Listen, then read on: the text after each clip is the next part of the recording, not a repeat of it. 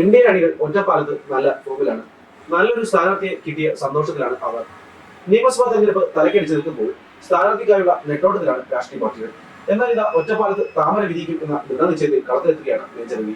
Cinema രംഗത്തെ താരമൂല്യം തെരഞ്ഞെടുപ്പിൽ പ്രതിഫലിപ്പിക്കാനാണ് major Ravi സ്ഥാനാർത്ഥി പട്ടം കെട്ടിയിറങ്ങുന്നത്.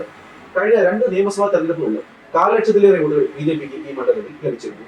എന്നാൽ ഇക്കുറി അത് 2 മടങ്ങാകും എന്ന പ്രതീക്ഷ ബി.ജെ.പിക്കുണ്ട്. ഈ ശുഭപ്രതീക്ഷയിലാണ് മേജർ രവി മണ്ഡലത്തിൽ ഇറങ്ങുന്നത്. ഹിന്ദു വോട്ടുകളും മറ്റു മതന്യൂനപക്ഷ വോട്ടുകളും ഇക്കുറി പെട്ടിയിൽ വീണാൽ ജയം അനായാസം നേടിയെടുക്കാം എന്ന ആത്മവിശ്വാസം സ്ഥാനാർത്ഥിയിൽ ഉടനീളം പ്രതിഫലിക്കുന്നുണ്ട്. അതേസമയം വട്ടിയൂർക്കാവിൽ സംസ്ഥാന ഉപാധ്യക്ഷ ആർ ശ്രീലേഖ രംഗത്തിറങ്ങും. തെരഞ്ഞെടുപ്പ് പ്രചരണങ്ങൾക്ക് ഇന്ന് തുടക്കമാവും. ആർ ശ്രീലേഖ വട്ടിയൂർക്കാവ് ചുവരെഴുത്ത് നടത്തും.